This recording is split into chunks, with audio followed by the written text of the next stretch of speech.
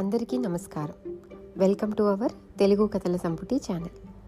ఇప్పుడు మనము చందమామ కథల్లోని విక్రమార్కుడి బేతాళ కథలు చెప్పుకుందాం. ఈ కథ పేరు పిడుగుపాటు. పట్టువదలని విక్రమార్కుడు చెట్టు వద్దకు తిరిగి వెళ్ళి చెట్టుపై నుంచి శవాన్ని దించి భుజాన వేసుకొని ఎప్పటిలాగే మౌనంగా శ్మశానం కేసి నడవసాగాడు. అప్పుడు శవంలోని బేతాళుడు, రాజా, ఎవరి మనస్సు వాళ్ళకు తెలియదు.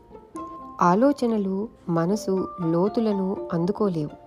ఒక్కొక్కడు తాను ద్వేషించిన వాడి కోసం ప్రాణాలైనప్పటికీ త్యాగం చేయటానికి సిద్ధపడడు.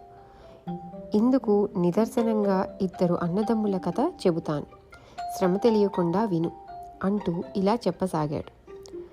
నాగభూషణుడు, గంగాధరుడు అని ఇద్దరు రైతు సోదరులు, గర్భశత్రువులు. వారిద్దరి మధ్య ఈర్ష్య వల్లనో అసూయ వల్లనో ఏ ఇతర అల్పకారణం వల్లనో ఏర్పడిన ద్వేషం ఆ రోజు పెరిగి క్రమంగా తీవ్రస్థాయికి చేరుకున్నది. చివరకు వాళ్ళు ఒకరి నాశనం ఒకరి మనస్ఫూర్తిగా కోరుకునే దశకు వచ్చారు. ఒకసారి ఒక పశువుల మంద కొండ మీద మేసి దిగి వస్తుంటే ఏపుగా పెరిగిన నాగభూషణుడి చేలోకి కొన్ని పశువులు ప్రవేశించాయి. ఇది కల్లారా చూసిన గంగాధరుడు లోపల ఎంతో సంతోషించాడు. అయితే ఇంతలోనే పశువుల కుర్రవాడు పరిగెత్తుకుంటూ వచ్చి వాటిని మళ్లించాడు. ఈ సంగతి తెలిసి నాగభూషణుడు ఆ కుర్రవాణ్ణి కొట్టాడు. దాని మీదలు గంగాధరుడు ఊరివాళ్లతో, మావాడు ఆ కుర్రవాణ్ణి కొట్టడం అహంకారం కాదా? నోరులేని పశువులు అకస్మాత్తుగా చేలో పడితే వాడు ఏం చేయగలడు? అప్పటికి వాడు చేలో పడిన పశువులను అదిలించి బయటికి తోలాడు. లేకపోతే చేను ఏమయ్యేదో. కాకపోయినా మా భూషణుడికి తన చేను విరగ కాసిందని చాలా గర్వం. అలాంటి వాణ్ణి దేవుడు అణచకపోడు అన్నాడు. తన తమ్ముడు తనను గురించి ఇట్లా ప్రచారం చేసినట్టు తెలిసి నాగభూషణుడు మండిపడ్డాడు.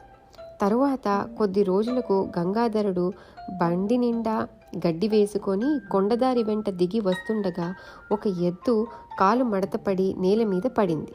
బరువు బండిని లేపటం తన ఒక్కడి వల్ల కాక గంగాధరుడు చుట్టుపక్కల చేలలో ఉన్న వాళ్లను సాయం పిలిచాడు.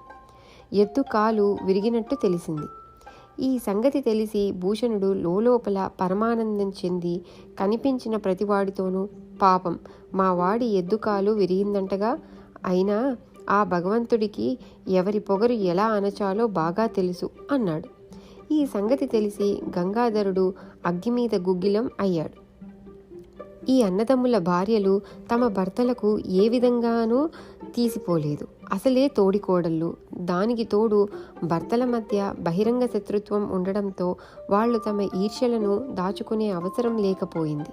వాళ్ళు ఒకరి మీద ఒకరు ఇరుగు పొరుగు వారితో చాడీలు చెప్పుకునేవారు. ఇరుగు పొరుగు వాళ్ళు ఇక్కడి మాటలు అక్కడ, అక్కడివి ఇక్కడ చెప్పి ఆ తోడికోడళ్ళ మధ్య వైరం ఎగదోశారు. తోడికోడళ్ల మధ్య ఉండే శత్రుత్వం అన్నదమ్ముల శత్రుత్వానికి ఆజ్యం పోసింది. ఒకసారి గంగాధరుడి భార్య ఏదో నగ చేయించుకొని మురిసిపోతూ మాటల సందర్భంలో చుట్టుపక్కల వాళ్లతో, డబ్బున్న వాళ్ళందరికీ అనుభవించే యోగం ఉంటుందా ఏం అన్నది. ఈ మాటకు చిలవలు పలవలు చేరి నాగభూషణుడి భార్య చెవిన పడింది.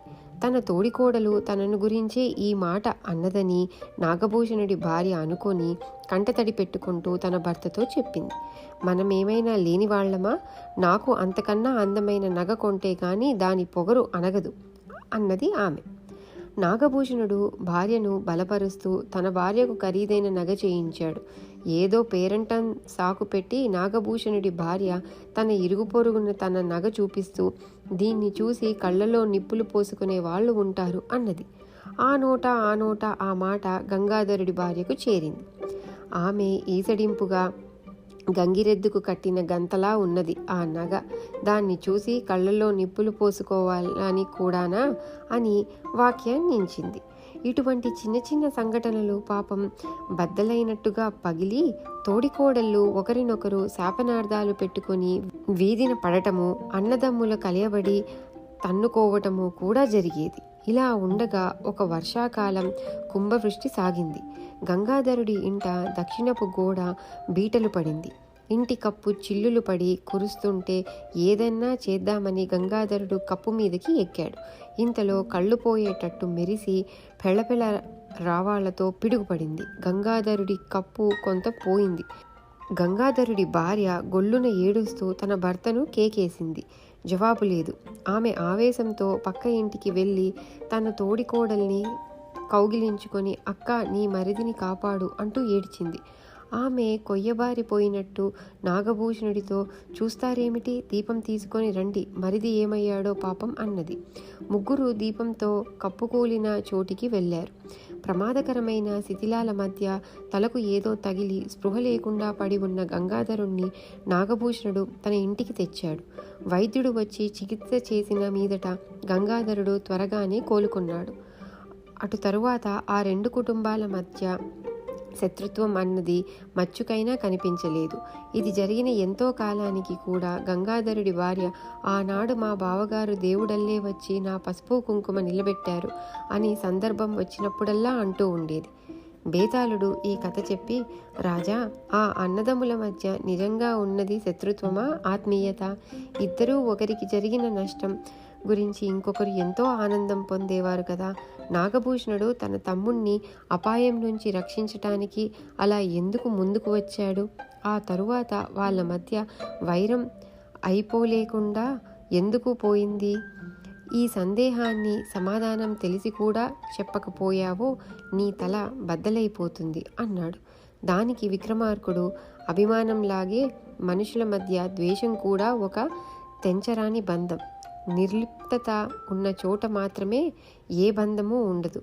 మనుషులు ద్వేషం ద్వారా ఇతరులతో సంబంధం పెట్టుకుంటారు. అందుచేతనే ప్రేమానురాగాలు ఎంత గాఢంగా ఉండే అవకాశం ఉంటే శత్రుత్వం కూడా అంత గాఢంగానే ఉంటుంది. అతి సన్నిహితులైన జ్ఞాతులు, అన్నదమ్ములు ఒకరినొకరు ద్వేషించుకున్నప్పుడు ఆ ద్వేషం మితిమీరుతుంది. అన్ని శత్రుత్వాలలోకి గర్భశత్రుత్వం తీవ్రమైనది. గంగాధరుడు చచ్చిపోతే నాగభూషణుడికి ఆనందం కలుగుతుందనుకోవటం పొరపాటు. తమ్ముడి చావుతో తనకు అతనికి ఉండే బంధం తెగినాక నాగభూషణుడికి మిగిలేది శూన్యమే. ఎందుచేతంటే ఈ అన్నదమ్ముల మధ్య వైరం స్వార్థరహితమైనది. ఒకరు చస్తే ఇంకొకరికి లాభం చేకూరదు. అందుచేత గంగాధరుడి ప్రాణాలు కాపాడటం నాగభూషణుడికి చాలా సహజం. అటు తరువాత వారి మధ్య వైరం ఎందుకు లేదంటే అందుకు రెండు కారణాలు. ఒకటి, క్రోధం కన్నా ప్రేమ శక్తివంతమైనది. ప్రేమకు చోటున్న చోట వైరం తల ఎత్తలేదు. రెండోది, ఉపకారం పొందిన వాడైన తనకు జరిగిన మేలు మరవగలడేమో కానీ ఉపకారం చేసిన వాడు తాను చేసిన మేలును జన్మలో మరవలేడు. అన్నదమ్ములిద్దరూ మేలు మరవలేని స్థితిలో ఉంటే శత్రుత్వానికి తావు ఎక్కడా అన్నాడు. రాజుకు ఈ విధంగా మౌనభంగం కలగగానే బేతాళుడు శవంతో సహా మాయమై తిరిగి చెట్టెక్కాడు. ఇది కథ. మళ్ళీ వచ్చే కథతో మళ్ళీ కలుద్దాం. అంతవరకు సెలవు. బాయ్.